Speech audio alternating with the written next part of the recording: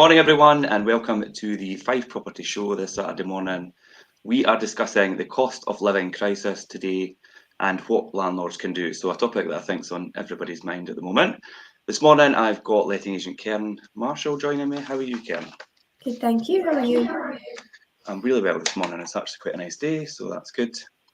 Yeah, the cost of living crisis is something that, given obviously the utility cap lift yesterday, I think everybody's, if you're not in the know about the living cost crisis at the moment, then I don't know where you've been, but yeah, it's something that's on everybody's mind at the moment. So a good topic for us to talk about this morning and how it affects landlords and tenants alike. I'm sure you've had issues recently dealing with tenants who are finding things a wee bit difficult financially. Yeah, we've had tenants obviously that this is having an impact on, especially the energy costs just now, I think is a big worry for everybody. Yeah, it definitely is. I mean, we've all seen the headlines, and inflation's at its highest point in almost 30 years. Interest rates are rising, and the energy cap has been lifted, obviously, as of yesterday. So everybody, I think, is on tenterhooks to see what it will mean for their bank balance, and of course, landlords and tenants are going to be affected. So nobody quite knows how things will turn out. But the forecasts are stark, and it's estimated that 7 million people will fall into financial difficulty. And the energy cap has lifted obviously April 1st, rising to 14 million with a further expected price rise in October. I think that's what everybody's obviously in everybody's mind. And that's just in time for winter, which is not very good. For tenants and then landlords and obviously just everyone in general, I think. I mean, I think even probably yourself will probably have concerns about that. I know I've had to deal with my utility company, as have millions of us over the last weeks and months, and obviously yesterday brought that to a head. Yeah, obviously I think it's been quite a bit of stress on people just now, just the uncertainty of it and obviously how they're going to plan going forward to accommodate these rises.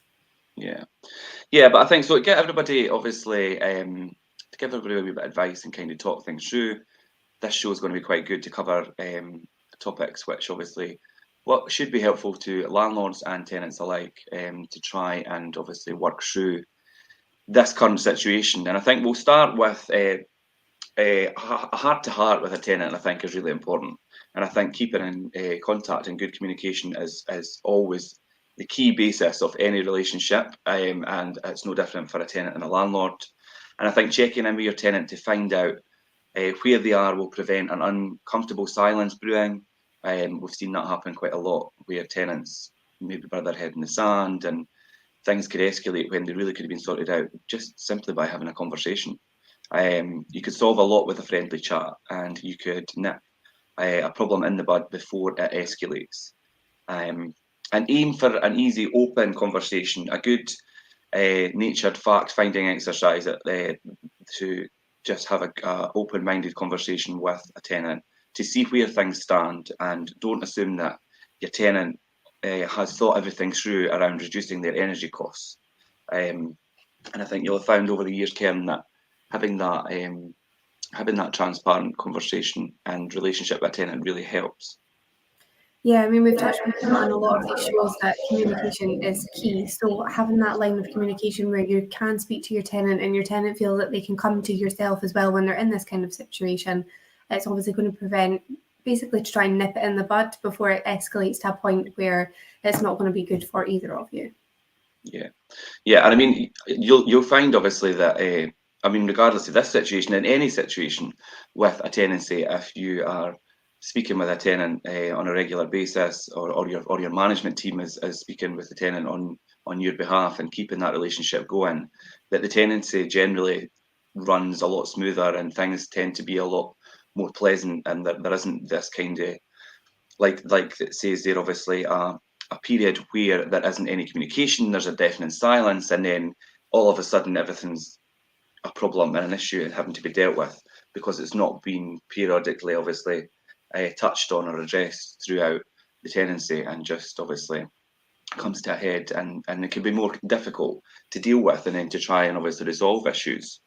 I think main things to obviously speak with your tenant in regards to utilities is, are they worried about their personal situation? I think that's something that's kind of universal for any circumstances. If they're having difficulty with their personal situation, then it will have a reflection on how they may be able to pay their rent or pay their bills, or do you know what I mean? So there's a knock-on effect. And do they have an idea of what their energy bills are likely to be? Is energy bills something that tenants speak to you about, Karen, or come to you, or even ask you before they take on a tenancy as well? I'd say specifically more so when they're taking on a tenancy. Obviously, we have tenants that want to know the utility supplier, want to know who they're with. Obviously, we tell them that they can be with whichever supplier that they like. We just ask that they let us know so we can keep our records up to date. So it kind of gives them that flexibility to be able to find the supplier that suits them the best. But ultimately, they need to know who the property is supplied with when they're going into it, so they can make sure that they're getting their account set up in the meantime. And obviously making sure that they're on like the best, most suitable tariffs for themselves as well. At the end of the day, you're going to have your standard charges each day for your gas and electric. So it's making sure that you're with a company that's giving you the best rate on your daily tariffs for it. Yeah. Yeah, I mean, I think, is there a better energy deal out there? Is something that I think now that everybody's a lot more wise to, or investigating, whether switching supplier, obviously leading up to the first, was going to be the right choice for them or not. And obviously, tenants are well within their right to change to whatever supplier they choose, but it is important that they notify us.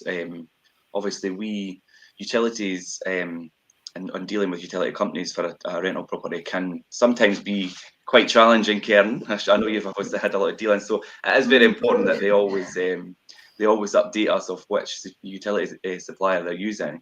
But then some tenants may not be that wise to the benefits of obviously switching provider, or maybe not even too knowledgeable on how to investigate that and do their homework on who is best to go with and what's more suitable for them, and tariffs and things like that as well. So if you're a landlord, obviously keeping in contact with a tenant, you could help advise them of that, or like us, letting agents who have dealt with utilities for a lot of years and help tenants deal with utilities, to be in contact with the tenant and kind of advise them of the best tariffs that they could be using. Good morning, Jim. Hope you're well. Yeah, so utility tariffs and things as well is a very important thing, particularly at the moment. And are there opportunities for them to manage their bills better? And I think what tenants don't realise is, obviously, although you have a managing agent, they're not there to micromanage your life, but we are very much there to help you kind of through your journey. And if there is issues that we could help you resolve, whether that be utility bills or helping you maybe advise you of the best, obviously, tariffs that are out there, or a better utility supplier that may obviously reduce your bills, or any maybe tips and advice on how to reduce your bills, which we'll cover a wee bit later in the show, so I'll not digress too much at the moment. But that is what we're here for, and that is what the landlord has us in place for. And we are just at the end of the telephone, or indeed in the office. So, I mean, do you have a lot of tenants coming to you, Karen, to ask that kind of advice? Like I say, more so kind of towards the start of a tenancy. Once tenants have got themselves set up, they're usually fine, but it's just that initial kind of, if they've come from a different supplier, going through that change. And obviously, one thing that I will say, throughout your tenancy, make sure you read your meter readings. Yeah. If you have a smart meter, that's great. But if not, then it's so important to be doing your meter readings on like a monthly basis. I think, Richard, you can get stung by it if you don't. I was just going to jump in there once you finished speaking. Yeah, and I got caught out myself, actually. And strangely enough, I spend so much time dealing with everybody else, I forgot about my own meters, and I hadn't put meter readings in for a wee while, and I paid the price for it. That's the thing, you're going to be working on these estimated bills if you're not supplying regular meter readings, and then at the end of it, when the company does get that reading, you could be hit with a hefty bill. So it's making sure that you're doing that on a monthly basis and submitting your meter readings to them. So even trying to explain that to tenants in the first instance as well, so they're clued up on it. I actually had one that I was trying to help her work the app on her phone to get it so she could set it up. Yeah. And just making sure, you know what, this is how you need to do it, because the heating was very cozy in that property. So I was just like, you're going to have a hefty gas bill. So it was just explaining, obviously, this is what you need to do. You need to be doing this on a regular basis, so you're getting the correct meter readings. And it's good for budget as well, because you can see, right, I mean, I do it myself. Last month, I've got a little bit of a shock with how much I'd used. So boiler settings got changed for this month. So it's good for being able to budget going forward as well. Yeah, it's amazing how even just a few months time that the utility companies could grossly underestimate the usage, and then if you're not obviously keeping on top of, if you've not got smart meters and things, and keeping on top of what your meter readings are and submitting them, then all of a sudden you submit a meter reading and they're saying, oh well, this is what you've actually been using and this is what you've been paying, and then you're stuck with a bill, and it's like, okay, so yeah, definitely keep on top of that. And I think that's what you touched on there, Karen, about changing the settings on your boiler or your thermostats on your radiator and things is so important. The amount of properties I've been in over the years and the heat that it's just unreal. I mean, the actual temperature and it doesn't need to be that high. And even just that slight change in degrees down could save you over a period of time quite a lot of money, and especially with the cost of energy at the moment. I think it's something that everybody needs to take into consideration, especially if you're on a budget or you're feeling the pinch. Definitely keep an eye on your thermostats, turn them down slightly. Again, there is a few other ways to reduce that, but I'm not going to digress because we do cover it in, later on this morning. But yeah, I think the key is to listen with an understanding ear. When your tenants feel free to completely upfront, you can work together on the best ways forward for you both, and that is just, again, communication is key. And I think that transparency between whether it be landlord and tenant, or tenant and agent, or obviously agent mediating between landlord and tenant and things, it's a really important key factor in resolving the majority of issues throughout a tenancy and helping make the whole buy-to-let process a successful experience. But yeah, then obviously that brings us on to making your buy-to-let cheaper to run. And I think, having explored how your tenants can reduce their energy consumption and costs, it's sensible time to review the energy efficiency of your buy-to-let. And again, now is a better time than ever to be looking at the energy efficiency rating of your property, because we have the pending EPC minimal banding coming into force. Obviously, 2025, everything is going to have to be a band C or more. Now, just to be clear on the EPC banding, obviously, band C for 2025 will be for any new tenancies. So if you have a current running tenancy, come 2025 and say it's band D, you won't need to try and do any upgrades until, or make sure it's a C until you do a change of tenancy. But my advice would be to get ahead of the game and do that. I mean, you're not going to want to have to wait till a tenant leaves, and then, because it will obviously make your void period, it will increase your void period in days that the property is empty while you're trying to make it more energy efficient. There are ways and means of doing that while a tenancy is running, and then it gives you peace of mind that you're not going to have to worry last minute, well, I'm going to have to get this up to scratch with the EPC banding before I put a new tenant in, come the change. So yeah, definitely my advice is to stay ahead of the game with energy efficiency. But as well as softening the impact of rising utility bills, energy improvements can increase the value of your investment, further proof its place in the market, and give you a head start in any further energy saving legislations, which we all know are pending. So even the tiniest draft can cause a noticeable drop in temperature and comfort. Windows, doors, letterbox, keyholes, and chimneys are all potential gateways for heat loss, yet plugging drafts is one of the most cost-effective measures you can take to an instant benefit with minimal disruption.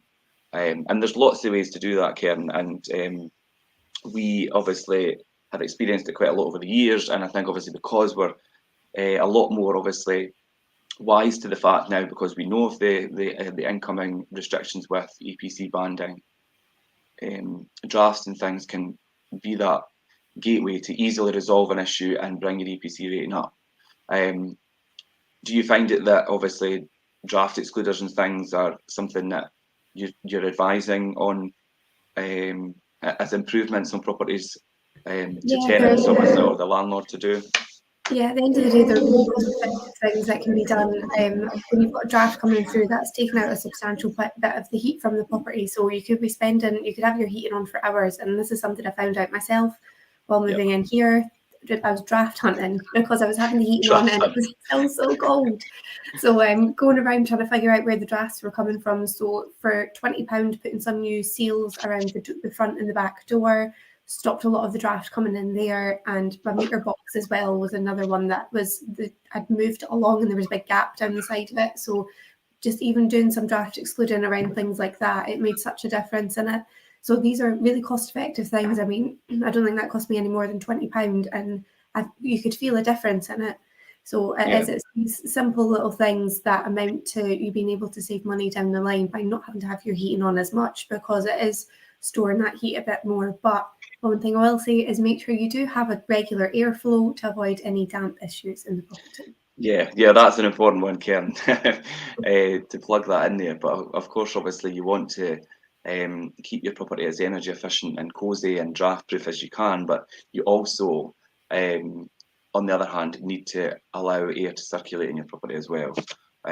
We see that a big issue, obviously, with causing condensation because there's not enough ventilation in the property as well. So you need to find that balance. And the thing is, it's always, I mean, whether it's cold outside, you could always open the window just to let some fresh air in for a small period of time in the morning. And do you know what I mean? Just to keep that balance of ventilation. You don't want to just completely bubble up the whole property and not let any air out or in, because that could cause issues as well.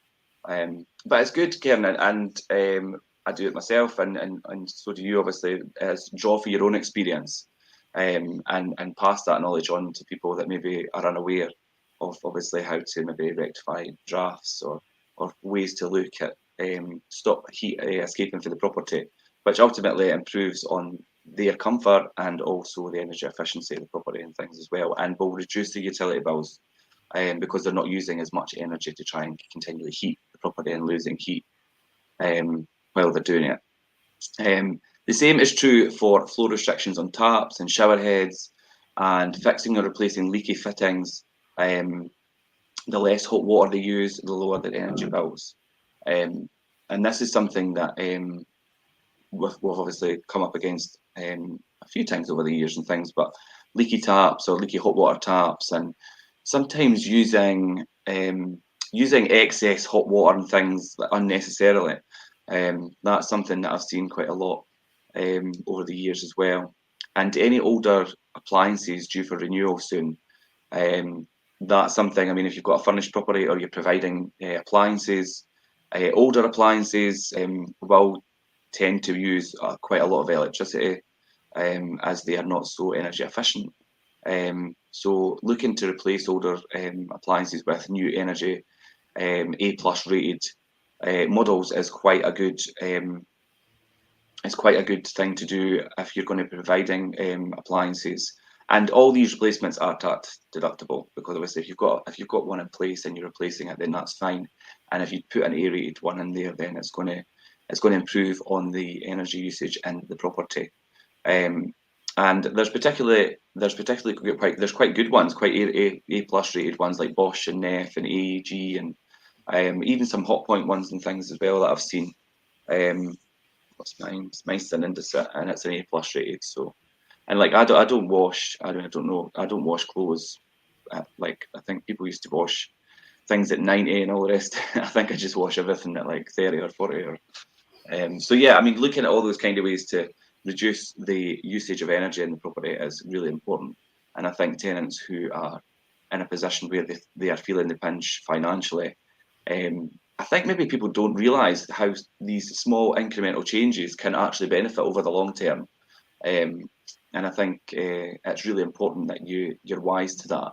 And if you're not sure, then speak to your agent, speak to us, and say, look, what is there something I could be doing to improve on what I'm spending in the property, and because ultimately, if they're overspending on something else, then something's going to suffer, and God forbid it be them being able to pay their rent, and then that puts their position in their property in jeopardy, and when really it could have been resolved. And then that falls back on having that transparent, open conversation with whether it be your landlord or us or your agent, and rectify it ahead of it and get ahead of the game, rather than wait to the last minute and think I'm in a situation here where as the financial side of things just doesn't work, and then you're left obviously in a situation where it could end up putting your tenancy in jeopardy.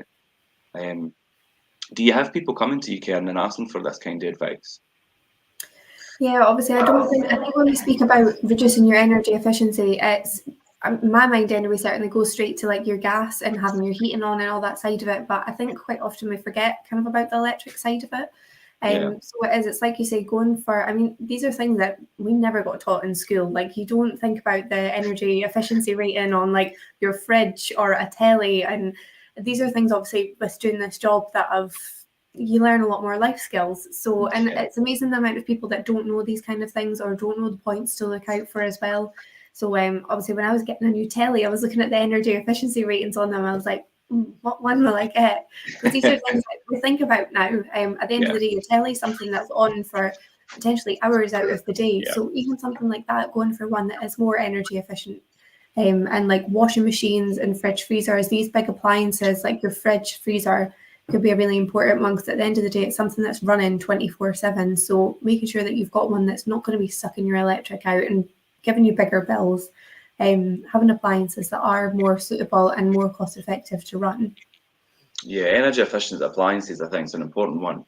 I think, like you say, obviously your TV's on all the time, your fridge runs constantly.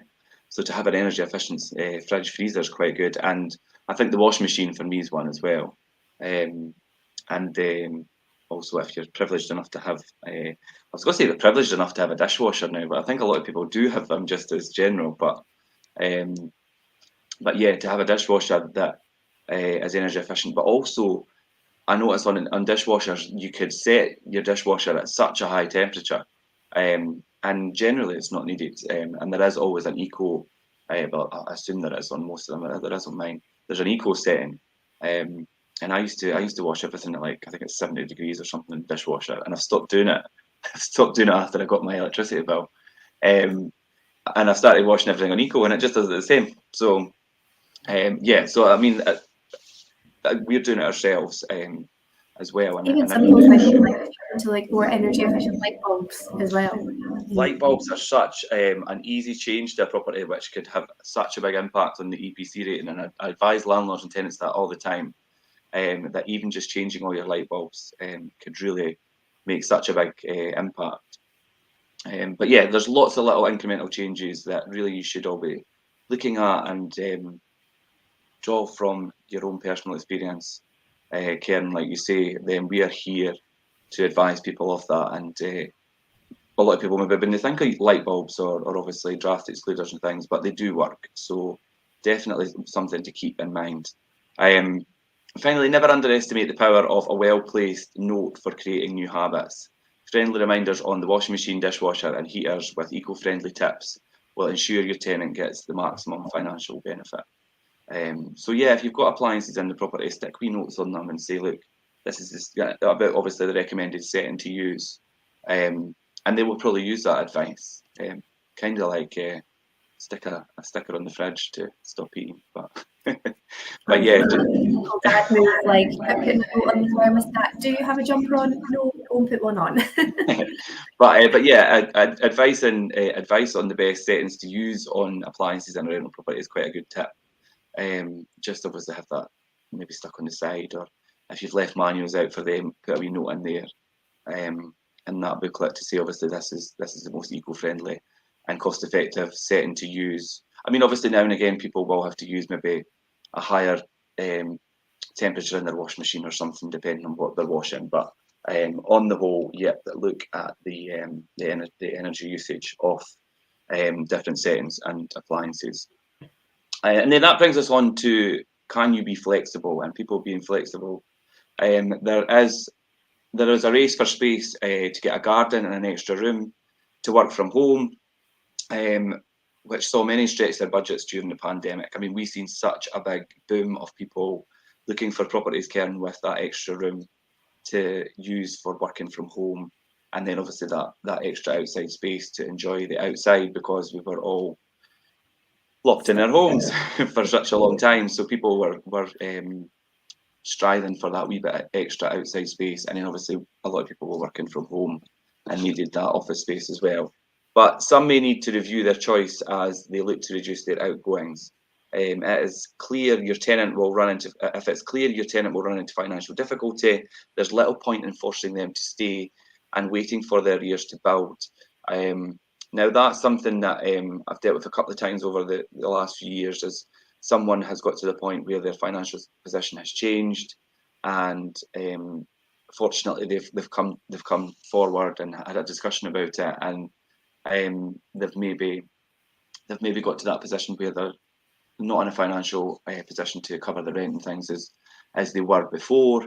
So the logical solution to that is then obviously to look at where they can move to, where it's more affordable for them to live, rather than leave them where they are and let them accumulate rent arrears, which is obviously going to have an effect on them, have an effect on the landlord. So that's something that, and again, that it falls back to a conversation with your tenant, or your tenant have that conversation with your agent or landlord to rectify that situation. I mean, you may find that if you've got a private landlord or an agent, that if you go to them and say, look, I'm in this position, I feel like the property isn't kind of suitable for me financially anymore. The landlord may have other properties that are maybe smaller or less rent that are made suitable, and or likewise that the agent might. So it's not always best to just stay put and let arrears build up. I mean, Karen, is that something that you've helped anybody through recently, or? Thankfully, not so much recently. It's more kind of, we find it quite often, like if tenants have maybe split up and obviously one of them can't afford the rent by themselves anymore. If they've been good tenants, obviously we don't want to lose them, so we do what we can to try and find them another property that is more suitable for them, a bit more cost effective and budget friendly to them, so we can keep a good tenant and they're still getting a good property and not getting themselves into that financial difficulty. Yeah, that is something that we've dealt with a couple of times recently as well, is that obviously things change, relationships change, and people who have taken on a tenancy as a couple part ways. So it's whether the person who's going to stay is able to cover the rent, or whether they need to then move on also. And that's something that we obviously help them through and work out the best solution. But demand for rental property is still extremely high. So you could strike a deal with your tenant to keep the place tidy for viewings and exchange for leaving early once you find a replacement. So, and that is a good thing. And I think it's always good to work closely with your agent or landlord when the time comes to obviously remarketing the property and find a new tenant, because if you work with the agent or landlord and be accommodating to let them in to do viewings and things, that if they can find a tenant sooner, then it allows you to move sooner as well, and then thus maybe reducing the liability for you to pay the rent if that's what you're struggling with. So do you know what I mean? It's a two-way street, and if you work together and keep up that relationship right to the very end of any tenancy, and keep good communication, then that's what ultimately will end things on a good note and help everybody move on to the next stage successfully, really. And this also could be an opportunity to have more income earning tenants who split the bills. For instance, couples and sharers for two-bedroom apartments, rather than a single person using one of the bedrooms for workspace and things. And we do have tenants who are single people who have that extra bedroom, but they use it for work, and that's fine. And they use that extra space to work, but their affordability is fine and they can afford it. But if circumstances were to change, then they would need to obviously review their personal situation and whether they really needed to be in that property with that extra room, and obviously incurring that extra level of rent. So stay open-minded, and the most important thing is that your property is rented out to people who pay the rent and take care of your investment. And ultimately, that is the mitigating factor for any buy-to-let investment. That obviously you've got the right tenant, they're happy, they can afford the rent, and they're looking after your investment. And yourself or your agent is making sure that that's how the whole process is running. Because ultimately, your investment is the most important thing to you, and which goes hand in hand with obviously making sure that the tenant's happy and the right tenant for the property. Karen, you obviously go through the whole vetting and referencing and letting process with tenants. So, I mean, you know how important it is to find the right tenant for the right property. It is, especially now, it can be very tricky if you have the wrong tenant trying to get them out. So taking every step that you can in the first instance to make sure that you are doing everything that you can to try and secure the right tenant for it. At the end of the day, we do not want to be putting people in just like that. We want to be putting the right person into a property, someone that is going to be the right fit for it, affordability, and look after it as well. These are all factors that we have to take into consideration for it. So doing the referencing process correctly, and even if you've got a tenancy swapping out, for example, if you've got somebody that's maybe their friends moved out and their partner is looking to move in instead, still doing that referencing process on any new person that's going to be staying in the property, just to make sure that you're taking every step possible to keep that tenancy running smoothly. Yeah, that is something that happens quite often. Is one person will move out, another person will move in, and things. But as long as you're making sure that you've done your due diligence with the people that are there, and the affordability side of things as well. I mean, recently, there's just been an unprecedented amount of interest in rental properties over the last year. In particular, it's just been crazy. It's crazy amount of interest in property. I mean, the demand is just through the roof, and it's so difficult to try and accommodate every single applicant and every single person who's interested in a property, although we try our very best to do that. And it would be so easy just to say, right, okay, you could have this property, you could have this property, but there is an actual process that we have to go through, and it's one of the most important processes of the whole tenancy, is to make sure that the right person is found to go into the property in the first instance, because it sets the tone for the entire tenancy and how things are going to pan out for the tenant, the landlord, and us as agent during that time. And if things aren't all married up correctly in the beginning, then it can cause issues further down the line, whether that be financial difficulties or communication. And do you know what I mean? So yeah, definitely finding the right people for the right property as well. I think to marry that up correctly is really important. But yes, and also to think about rent stability. If the tenancy at your buy-to-let is approaching maybe a time for a rent increase, then that is something that needs to be looked at, whether it's by yourself or obviously by your agent. But I think obviously within reason as well. According to research, record-breaking rental growth in 2021 saw the average UK household spend 42% of their net income on rent, rising to 54% in London. Now, obviously, London's a slightly different market, but the highest ratio compared to records dating back to 2010. And that's not surprising to me, and I'm sure it's not surprising to you either, Karen, that is what the stats are on that. Rent increases. So, I mean, have you done a few of these? Obviously, I know you have, but obviously, what is the rule of thumb for doing rent increases? And have you got any examples of ones that you've done recently? So obviously, not too long ago, the local housing authority rate went up. For obviously people that are in receipt of like universal credit. So we've had quite a few properties that are in receipt of such. So it's making sure that the rent is set to the level that it's applicable to. So for example, like your 2-bedroom housing allowance, if you've got like if a flat or a house or something that's maybe a wee bit lower, you're bringing it in line. Obviously, it's not anything dramatic for that side of it, but just making sure it's in line with the rate that it's set to.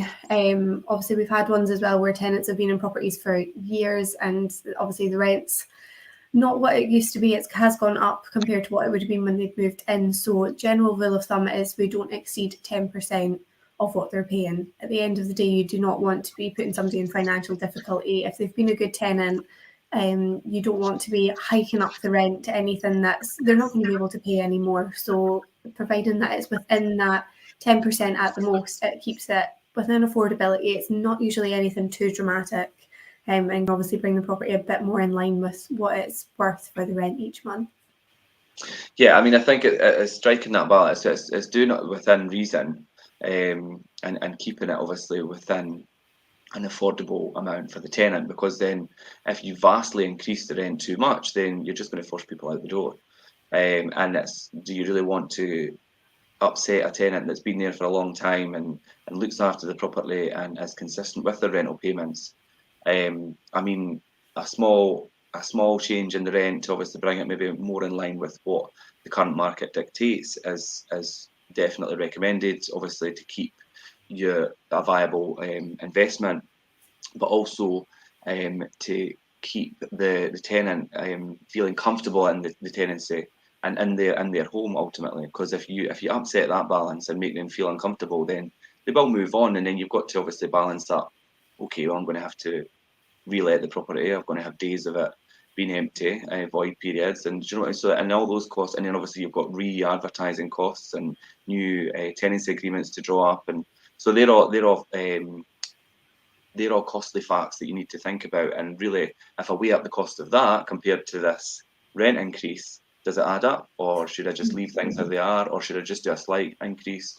So yes, finding that right balance, I think, between obviously doing an increase and obviously keeping the tenant in a good position with yourself or with the agent.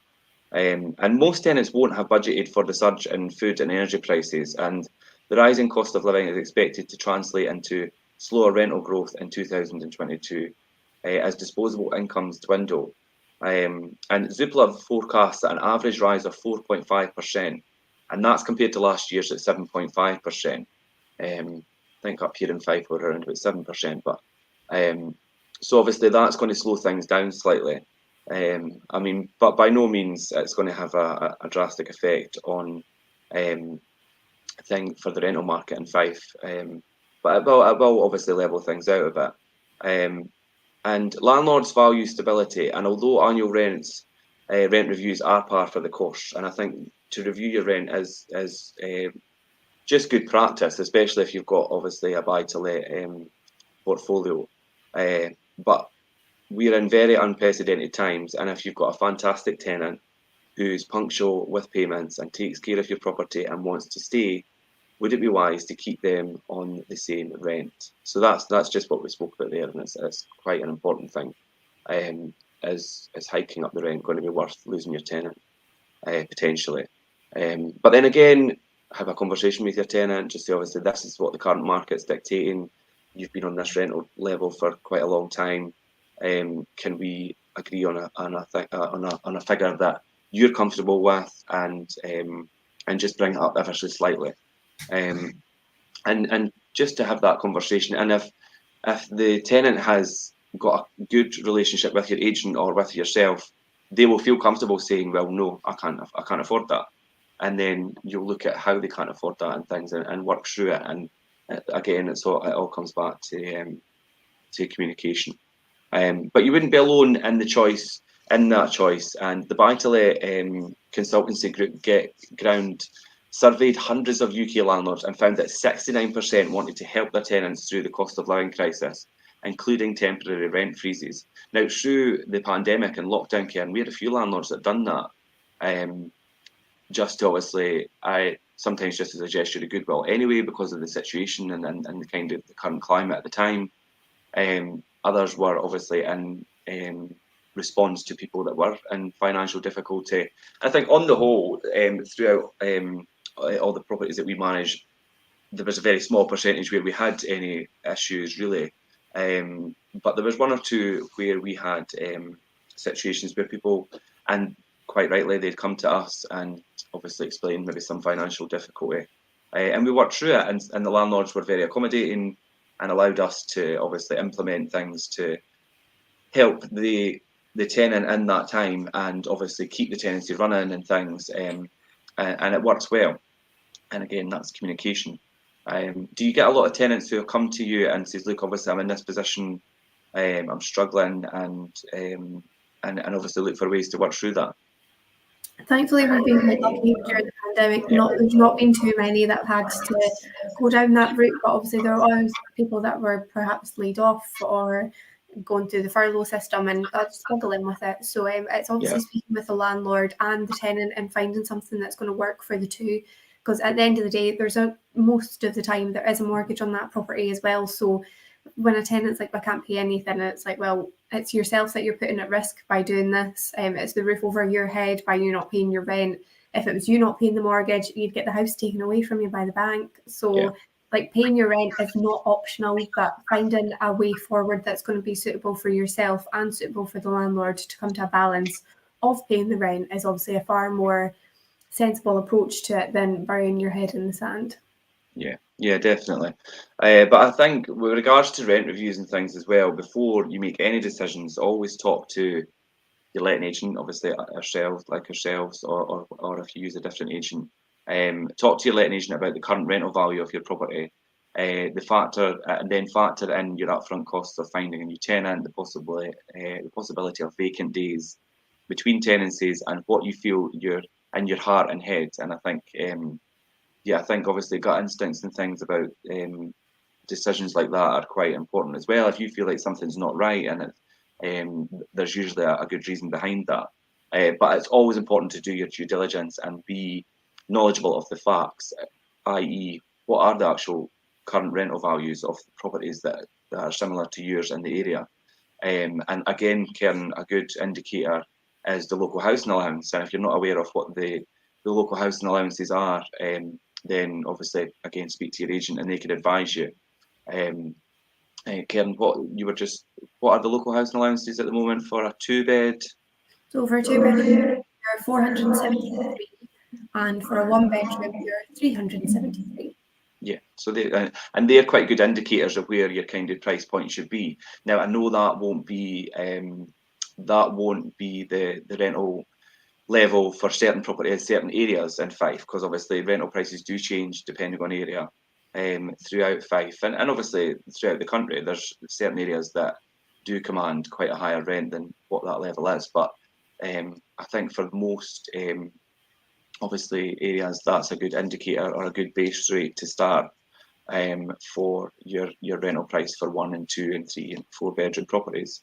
You can get the local housing allowances online if you know it, obviously to look them up. But again, speak to your agent, and we obviously, any experienced or good agent should know what they are and use them as a base indicator, as well as obviously having the knowledge of whatever area they're valuing a property in. So yeah, and then I think that brings us to protecting your income and investment.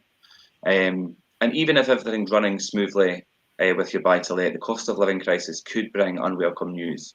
And that obviously comes in the form of obviously energy prices rising again, which obviously there are already talks of the energy price rise again in October, which again will just be leading us into winter, which is then going to cause some financial difficulties for people over the colder months if inflation keeps going up. Mortgage interest rates increase any further, which could have an impact on landlords and things with their mortgage payments. And ultimately, if people stop paying their rent for whatever reason, if they're in financial difficulty and your rental payments stop coming through for whatever reason, that could be, obviously, will be quite a detrimental impact on your buy-to-let investment. And then you could incur legal costs to try and gain back possession of the property. Now, taking back possession of a property and having to go down the route of order of possession and things through the courts, and that is worst case scenario. It's not something we have to deal with, luckily, quite a lot, Karen, or hardly ever actually, really. But obviously it's something that you do need to obviously be aware of, that worst case scenario could be something that you have to deal with. If you have a buy-to-let mortgage, a quick look at your existing deal compared to what current offers are will tell you if you can make a saving. Now, even if you've got a fixed rate that's still got a few months to go, you can lock in a new deal and start that when the old one ends. So I think don't wait. If you've got obviously your fixed deal on your mortgage, don't wait till you're like the week before it ends and think, oh, I need to look at a new one. you do that ahead, get ahead of the game and do that ahead of the time, a couple of months beforehand. Speak to your mortgage advisor and look at what different products and deals are out there and whether switching to that is going to benefit you. Have that all in place, and as soon as your renewal comes up, that will kick. They'll settle that up to kick in, and you could be on a better rate and thus saving some money with your mortgage rate. Taking steps to protect your income and investment is particularly wise right now. Although we are experiencing problems with although we aren't experiencing problems with the properties we manage, we're keeping our ear to the ground because on the whole, rent arrears are on the rise. And that obviously just goes hand in hand with the times, obviously, and the financial difficulty that people are experiencing. There was a recent article in the Telegraph that states between October and December 2021, the average time between a landlord repossession claim and an eviction was 68 weeks. That's a long time to be without rent. And obviously that is on the back of the implications of the Coronavirus Act and the 6-month notice period and things, which has caused some issues, Karen.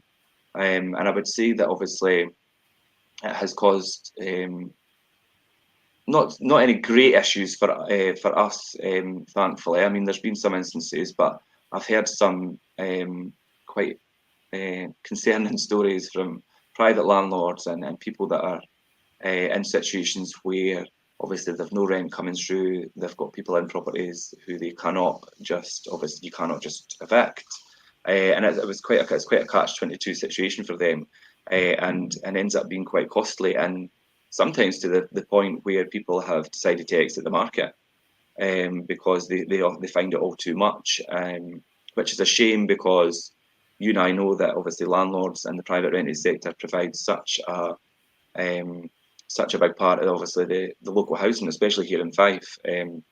So I mean, what are the impacts of the notice periods and things had on how you deal with things, Karen? It's had a big impact. Landlords are, touched on it, their rent arrears. Thankfully, we've not had too many cases, but there has been the odd one, and effectively, because of the notice period on it, personally, I think it's ridiculous, but the landlord can be out of pocket for 9 months. I think a lot of people will agree with you. But yeah, it can be 9 months between the point of a tenant being at the point where they can have notice served to that 6-month notice period for rent arrears. I mean, when I started, I'm used to it being, if a tenant was in 3 months of rent arrears, it was 2 weeks notice that they got. And at the end of the day, that was them out, and a landlord was able to turn around the property. They weren't incurring this massive loss that they potentially could be now. I mean, if you're thinking 9 months without any potential rent coming in, it's ridiculous that they were able to enforce that. But anyway, so it's trying to obviously take the steps in the first instance to nip this in the bud so it doesn't escalate to that point, because it's a big financial loss that a landlord could be incurring if the steps aren't taken and it does go to that point. Yeah. Just to double back on what you said about notice periods, just in case anybody's watching or anybody watches the reruns, just to save any confusion, your reference was to the short assured tenancy. Obviously, notice periods were different things. Obviously, we're now on the private residential tenancy. I mean, the short assured tenancy is still running on older tenancies, but it does cause a lot of confusion with people. So just when you say that, I mean, obviously I know what you're talking about, but yes, forget how long we've been doing this for. I don't want anybody to watch and think, what's she talking about? About 5 years ago. Yeah, I mean, obviously there is still tenancies that are running on the short assured tenancy, and that is how, without any implications of the Coronavirus Act, that is how the notice period could work if you're in that level of arrears and things. But obviously it's different now with the private residential tenancy. But again, if anybody's unsure about notice periods or what kind of tenancy agreement they have in place and things, if they're not obviously a landlord with themselves, please feel free, drop us a message in the comments, message me or Karen direct, and we'd be happy to answer any questions on that, because it is something, particularly over the past year and more, that we get asked about, is obviously notice periods and how best to manage that, because obviously the implications of the Coronavirus Act has just changed things completely, although that has been reviewed this month, so there's been obviously headway on that. So again, obviously, I mean, we could talk about notice periods probably for a whole show, If you want to have a wee chat or any advice on what you could do about obviously notice periods and things, please feel free to speak to us. But yeah, as a safeguard, you can take out insurance to guarantee your income from if your tenants stop paying. So there is obviously insurance policies and things that do rent default payments and things, and there's also rent protection and things that you could put in place. I would be careful with rent protection companies. You can't implement it into your landlord's insurance, but obviously some of the rent guarantee companies, just over the years from experience and things, I would be wary about obviously completely relying on them to obviously help you in a point where you maybe have a default in rent, because they will always find a loophole. I've seen a few claims, not recently, but I mean over the years. Obviously, I've been doing this for 12 years past. Yeah, so over the years, I've seen landlords go to do that, and they've come to me and they're like, they didn't pay out because whatever, and obviously I get to hear people's stories, and it's interesting how they always find a loophole. So, but your landlord's insurance should be able to cover you for that as well. Any landlord's insurance policy, I would always recommend read small print and check exactly what you're covered for and things that you need to have in place to be covered properly. You don't want to get to the point where you are making a claim if you need to, in the event that you need to, and find that your cover isn't the cover that you thought it was. But a legal protection policy will also cover you in the worst case scenario of needing the courts and solicitors to gain possession of your property. But again, obviously, like I say, just make sure you research and do your due diligence on any cover that you take out.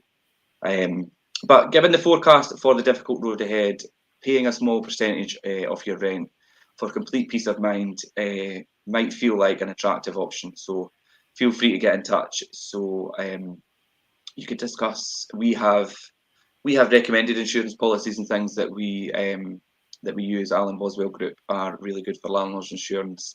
We do use a referencing process and things. We do use a referencing company, which if you would like any information on, please speak to myself or Karen direct, and we'd be happy to discuss that with you. And again, about obviously notice periods. I think notice periods is quite an important one, and the recent changes to that as well is something that I think is really important. But yeah, so is there anything that you would like to obviously recap on today, Karen? I think just the importance of taking these little steps that can obviously save you money going forward, doing the draft proofing, changing to more energy efficient light bulbs, loft insulation is another one as well. Keep the heat in, that you don't want to be spending all this money trying to heat up your house and it just disappearing and going right out. So making sure that you are taking these little steps to make your house as efficient as possible. And remember to do your meter readings each month. Yeah. I think what tenants need to remember as well, if you're picking up the phone to your landlord or your agent, we're all in the same position. Do you know what I mean? With our own homes and things as well. So, like I say, whether we draw for our own experience and advise you, or whether we are obviously advising people on a daily basis, so it becomes kind of like second nature to us as well. But all these small changes can be so beneficial to how you can reduce your outgoings, make your property more energy efficient, and ultimately, in turn, it will make the property more comfortable for yourself to live in if you're the tenant, or if you're the landlord and you're helping do these changes. Then you're making it more of a comfortable home for your tenant, and ultimately they'll want to stay there. So if you've got good relationships with your tenant, you're making them feel comfortable, you're helping them reduce their bills, making it more financially viable for them to live there, then everybody's going to be happy. That's going to increase the longevity of your tenancy, and thus making a more successful buy-to-let investment. And your portfolio will be as successful as you can make it, and working alongside your landlord and with your tenant and things as well is the key to do that. So yeah, I mean, like I say, if there's any points in this morning's show that you would like any further advice on, or to speak to Karen and I about anything that we've touched on today, drop a comment in the comments, message me direct, or indeed Karen as well, and we will come back to you and happily have a chat. Whether you are a landlord of ours or you are just an investor or a landlord on your own and maybe feel that you need a wee bit of advice and help on current situation with obviously EPC or helping a tenant make a property more energy efficient to reduce bills. Or utilities, Karen, that's a speciality that I'm sure you've got a lot of experience in. Well, I know you do. Yes. Yeah, dealing with utility companies and who maybe is the best to go with and things as well is also something that's really important. But for this morning, that is us, and thank you very much for joining me this morning, Karen. It's been good. It is an interesting topic, and we could digress onto different areas of that and do complete shows on their own, which we may do. I think we've covered quite a lot this morning, and it's been really good to chat about it with you. And thanks everybody for watching and commenting, and we will see you next time. Goodbye. Okay, thanks, Karen. Bye.